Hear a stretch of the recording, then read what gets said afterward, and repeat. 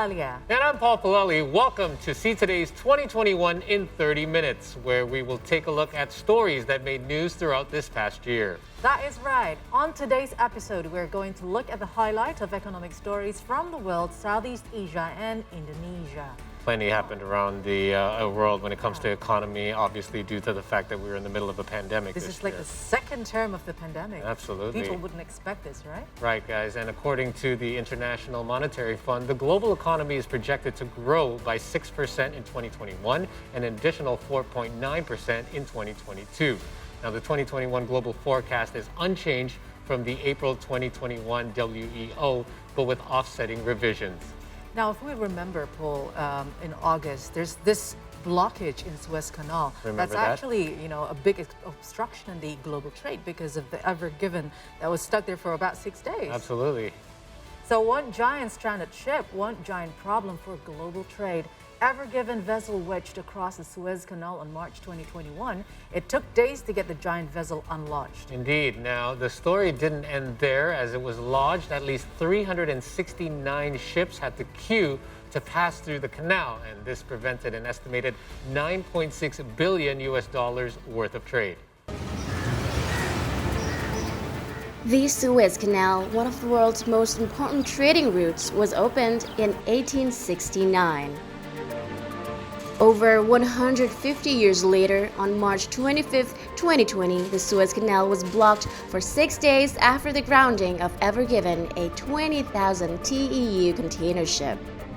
The 400-meter-long vessel was buffeted by strong winds and ended up wedged across the waterway with its bow and stern stuck in the canal banks, blocking all traffic until it could be freed.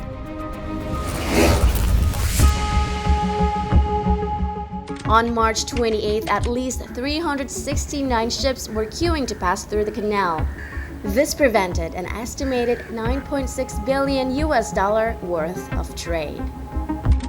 On March 29th, Ever Given was partially refloated and moved by about 80% in the correct direction, although the bow remained stuck until the ship was finally freed by Egyptian, Dutch, and Italian tugs at 15:05 Egyptian and started moving under tow towards the Great Bitter Lake for technical inspection. The vessel finally departing on July 12th after a delay of more than 100 days.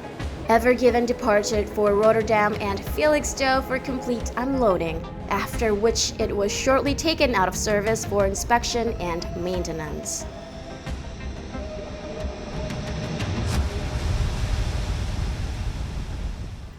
You know what, Paul? One of the region that is badly hit, of course, Southeast Asia. I remember when we read the news during this year, even in Vietnam, companies or factories that are supplying goods to the United States or some of the countries in Europe, they had to, abruptly stopping all the processes. But then they had to start again, and it causes some of the workers to stay in the office, in fact. Yeah, I because remember they don't want to create another wave or another clusters of Right. COVID-19. They actually have to literally just stay there so they wouldn't be mobile everywhere, right? Yeah, That's right. Absolutely. I'm just glad that things are back up and running again. As we know, COVID-19 hit the world extremely hard, and Southeast Asian countries have had to take cautious steps to recover their economy while also making sure to continue battling the coronavirus.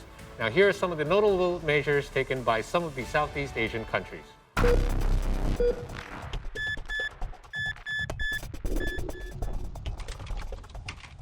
The country experienced another wave of COVID-19 spike, which made the government enforce a lockdown in 9th of July. Many businesses started to adopt with this condition, including providing space for employees to stay and sleep in the office to prevent the virus spread. In July, workers, especially those at international product factories, had to limit their mobility to space like fans to avoid any disruption in production and reduce the risk of COVID-19 pandemic. Both factory and Vietnam government made sure these employees received sufficient health facilities and they had regular swab tests while received a priority of COVID-19 vaccination. It's hard to separate ASEAN economy from tourism since our nation has exotic places that captures tourist attention. This year, on the 1st of July, Thailand introduced a major tourism initiative called the Phuket Sandbox Program. Phuket Sandbox is a system which allowed fully vaccinated tourists from low to medium COVID-19 risk countries to enter the island. These tourists did not need to undergo quarantine, yet they are still required to show negative PCR test result, which was taken within 72 hours before departure. Then, they had to stay in Phuket at least for 7 nights before visiting another destination in Thailand. The regulation then followed by Thailand tourism reopening as a whole on the 1st of November, and the number of countries which could enter Thailand increased. It is more than 60 low-risk countries now, including United States, United Kingdom, and China. Through these steps, Thailand government aimed to bounce back its tourism sector, which could attract 40 million tourists a year before COVID-19 pandemic. Andira Putri and Anita Putri for See Today. Now remember, Aliyah, every time we reported from any country in Southeast Asia and new measures and steps that are taken, it's not just the health of the people or the country that are taken into consideration, but the health of the economy as well. And that's why these things are constantly being adjusted to make sure people aren't just suffering from coronavirus, but not suffering from poverty and the lack of earnings as well. I agree, and especially when Indonesia get the presidency of G20 next year in October, I think this will bring hope as well, not only for Indonesia and for the developed countries, but also for the developing countries in terms of health. Right. Especially we are, in the middle of the pandemic. Hopefully we're getting out of the pandemic really soon. Seems like it, though. Yeah. Now, speaking of the G20 itself is a multilateral forum bringing together 19 of the world's major economies and the European Union. Its members account for more than 60% of the world population, 75% of global trade, and more than 80% of the world GDP. On October 2021, Italian Prime Minister Mario Draghi closed the 2021 G20 summit and handed the presidency to Indonesian President Joko Widodo. This marks the first time Indonesia has taken presidency of the forum. Indonesia has officially taken over the G20 presidency following Italy's successful venture this year. Italian Prime Minister Mario Draghi presided over the handover to Indonesian President Joko Widodo at the 2021 summit's closing on Sunday. Finally, it is now my great pleasure to hand over the G20 presidency to President Widodo. I wish Indonesia all the best in the coming year, and I trust that under your leadership we will manage to, quote, recover better, recover stronger, as the motto of your presidency says. This marks the first time Indonesia has taken the presidency.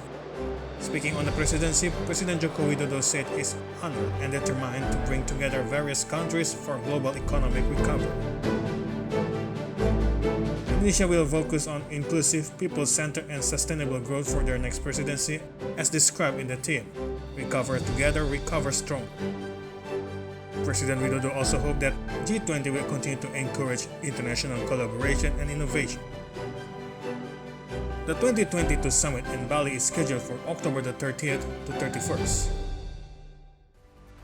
So glad to see that this will be taking place late next year. That's when it will be planned for. It will be taking place in Nusa Dua in Bali. We do know that Nusa Dua had hosted a couple of international badminton tournaments near the end of this year as well. So they will be much more prepared to handle the G20 when it happens. Well, from this on, since December the 1st, I think our government's been very busy to, coordinate, collaborate, everything, because it's not only when the ministers are coming or even the president are coming here, but also a lot of events prior to the G20 next October. So I guess it's very big, and it's going to impact a lot on our economy as well.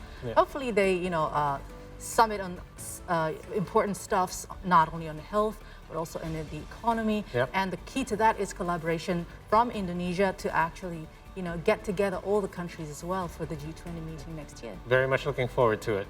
I agree. All right, now we're going for a break. When we return, we have more on the stories that have made the headlines in 2021. Stay right here on See Today's 2021 in 30 minutes.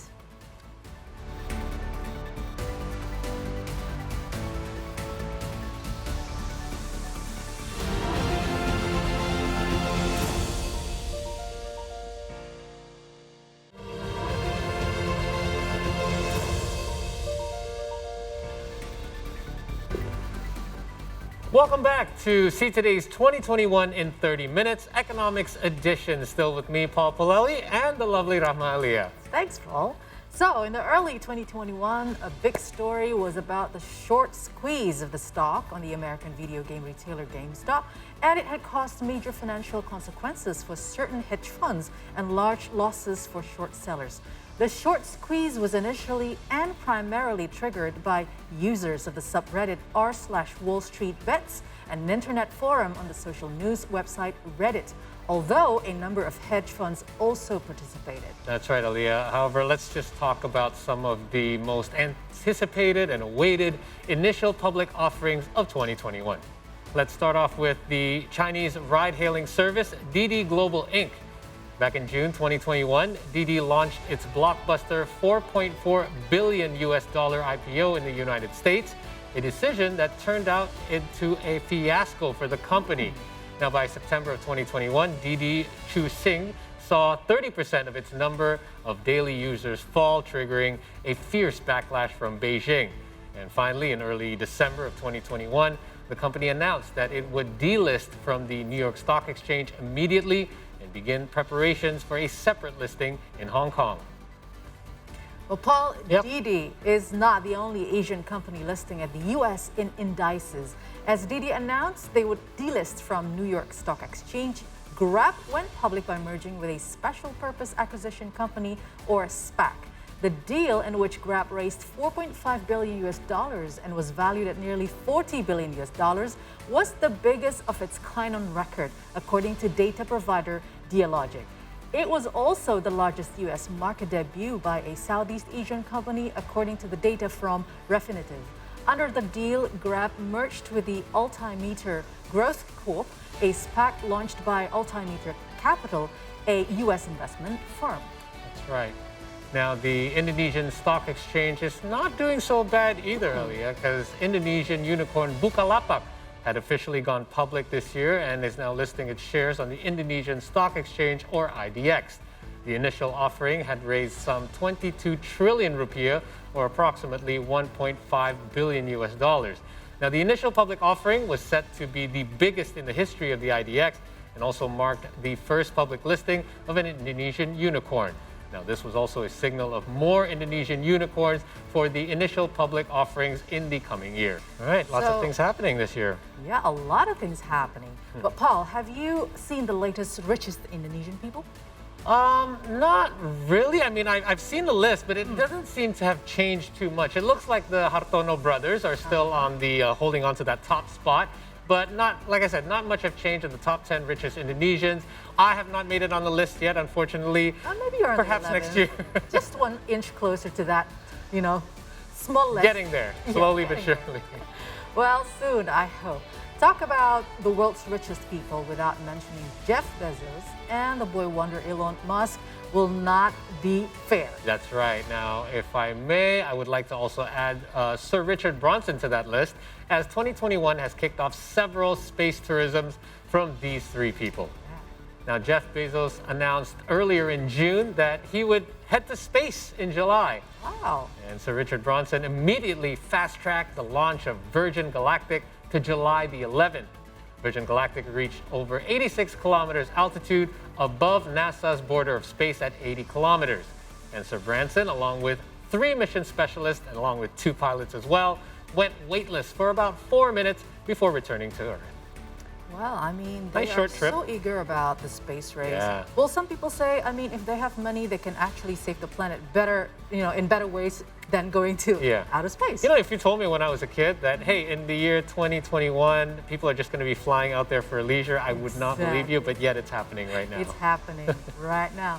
Well, on July the 20th, world's 2021 richest person, Jeff Bezos, alongside his brother, youngest and oldest astronauts, scaled the space with his Blue Origin that went over the Kármán line of 100 kilometers. Blue Origin has flown 3 space travels throughout 2021. And we're having a look at the images right now as we fast forward to September of this year as SpaceX went beyond the Kármán line for 3 days, carrying their first trip for tourist space travel. Now, this was all made possible by the Dragon capsule, which is initially designed for an unusually high orbit, approximately 100 miles higher than the International Space Station.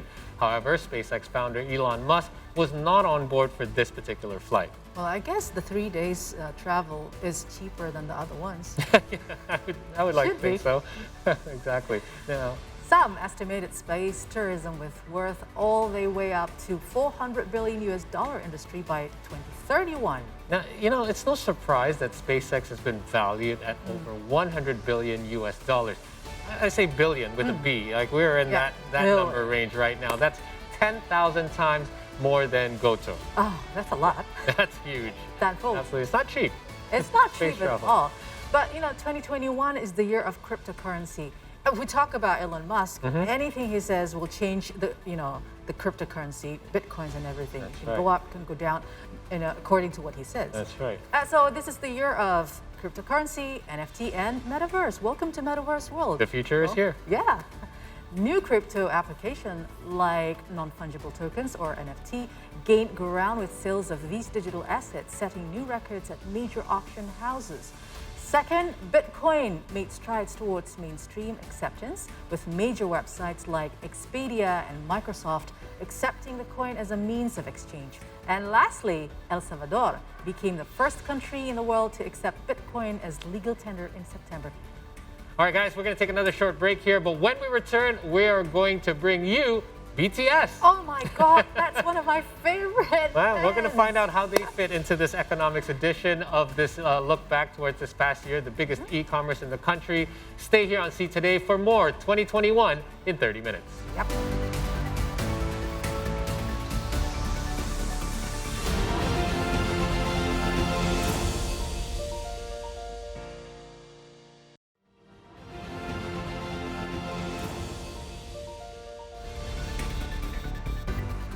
And still with us, Rahma Alia and Paul Palele, one of the biggest news throughout 2021. Paul Palele, do you know what it is? Oh, there were so many. I don't know. Tell me. Don't keep me hanging. This is about, a lot of army that loves it. It is the Korean sensation of BTS. Everyone wants a piece of BTS, including the fast food chain McDonald's and the BTS army. Yeah, we love BTS so much, we just want to throw them into our mouth and eat them. Anyway, around. Oh, it's only nuggets. It depends where you're living around the region, but around May or June of 2021, across Southeast Asian countries, McDonald's and BTS collaborated and released the infamous BTS meal, and boy, was it a hit. Oh, I remember those times. I mean, all the news was flooded by, a long queue in McDonald's outlets, right? For hours, and it sold out just like that. Just like that. Have a look. BTS meal contains 10-piece chicken McNuggets, medium French fries, a medium Coke, and sweet chili and Cajun dipping sauce that has taste of popular McDonald's South Korea recipes. This promo only happened in 30 days in each country with special package of BTS color fandom purple in it. BTS meal has been widely popular among customers. It was first came out on May 26, 2021 in selected countries such as United States, Austria, Brazil, Philippines, Indonesia, and many more.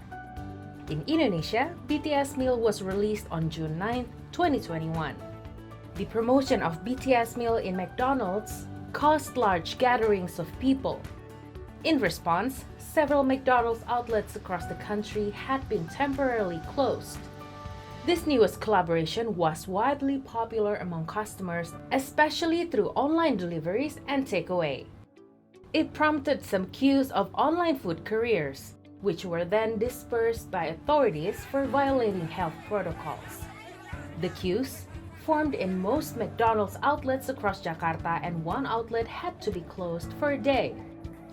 The municipal police also had requested McDonald's to design a scheme to prevent the lines. McDonald's Indonesia issued an apology regarding the issue. Amazingly, the packaging of BTS meal was sold 10 times pricier online in Indonesia.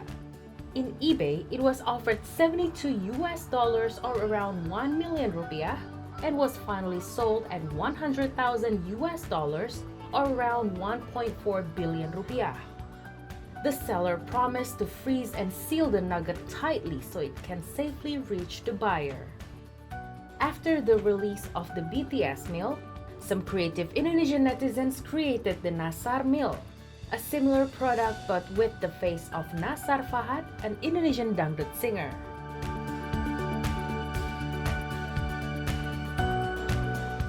I don't know if you feel like eating nuggets, but Yeah, people ask me that a lot. Like, oh, did you go get your BTS meal? And I always reply, you don't know me very well, do you? Because I don't really eat a lot of junk you're food. more the healthy I would have got it for my kids. I get my kids nuggets all the time, but I did not get this one in particular, obviously. Well, since I didn't get a chance to get my BTS meal, I actually ordered it for you. oh, thank you so Yes. much. I really want that particular sauce. Yes, the so BTS. here you go. I believe I already ordered it, not hours ago, but just very, very recently. And I believe he's here because my notification showed up. And there's the one and only C-Jack. Yay! How many hours did you wait? 1, 2, 3? No, I don't think he waited that long. 1 minute. No, That's good. because they're not in. Thank you, C-Jack. Thank you. Big tip coming from us because this was not easy to come by. Anyway, thank you to C-Jack for bringing this by. C-Jack has helped us in so many ways during the pandemic to help deliver our daily needs, from food such as the BTS meal to packages that will be ready on our doorstep. It's just a matter of clicks away. You just have to click away on your phone, right? Big thank you, C-Jack. Yes. Indonesia has the highest e-commerce adoption among other countries, according to We Are Social data on January 2021. For 2021 in 30 Minutes Economic Edition, let us bring you to the top 5 e-commerce in the country. Established in 2011, Blibli is the home for over 100,000 businesses from various sectors, ranging from gadgets to fashion. At the third quarter of 2021, this e-commerce managed to gather 16.3 million visitations in Indonesia. Lazada has reached various Southeast Asian countries from Indonesia, Malaysia, Singapore, Vietnam to Philippines. In 2018, it won Branding Campaign of the Year for Digital category during Marketers Award.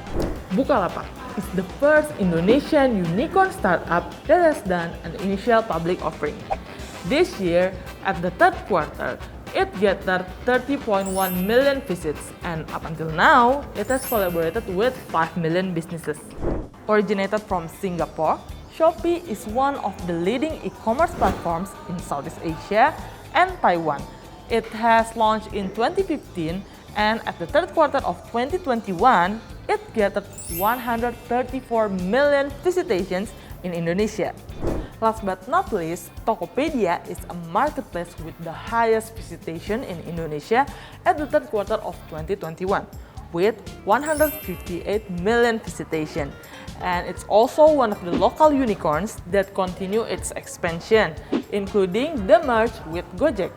Tokopedia also known for its prestigious brand ambassadors such as BTS and Blackpink. Andira Putri and Anita Putri for See Today. You know, Aliyah, it's so ironic that it's actually because of the pandemic, what we experienced not only this past year, but the past 2 years, that caused such a big boom in e-commerce. I mean, a lot of us were doing it out of necessity. We normally would go to a mall or we'd normally go out for a meal, and suddenly we were kind of stuck at home for the longest period, but we still had those necessities. So we would just order things online and order food online. And that caused not only e-commerce to grow, but just, you know, the F&B business in general kind of shifted from in-restaurant dining back into deliveries. And yeah, they've kind of focused a lot on deliveries. And you saw a lot of businesses as well selling their products offline. The ones that normally sell offline or brick and mortar shops actually shift to online sales as well. Well, I was also in one of those moments when people were like just buying food from whoever is selling food, and I love to bake, and so I sold some of the baked goods that I made during this pandemic. So I guess it's one of the perks of the pandemic, and I really love and I am grateful that the e-commerce in Indonesia has been growing rapidly. You know, I can't imagine having the pandemic and not being able to outreach the people that you love. So you can just send food. Yes. You can buy them anything that you want to buy them just on the click of your fingers. Yeah, exactly. And I think with this, just looking back at this past year from the economic standpoint, this past 30 minutes have shown us that humans are very resilient. And despite an ongoing pandemic that is still here, we are able to strive and survive as well. We should do so. We should stay agile no matter what happens in the future. Yep. And that does it for today's episode of the 2 Days 2021 in 30 Minutes Economic Edition. But before we go, we'd like to remind you to always practice the 3 W's: wash your hands, wear a mask, and watch your distance. And let's prepare for our prosperous 2022. Amen to that. And please also visit your nearest healthcare facility and register yourself for a COVID-19 vaccine if you haven't already done so. And be sure to also follow all of our social media platforms. We're on Instagram, Twitter, and YouTube. Our handle is real simple, @CTodayNews. We're everywhere, Paul. Excellent. Exactly. I'm Paul Palelli. I'm Rahmalia, and would like to say, See Indonesia, see the world, see today. Bye.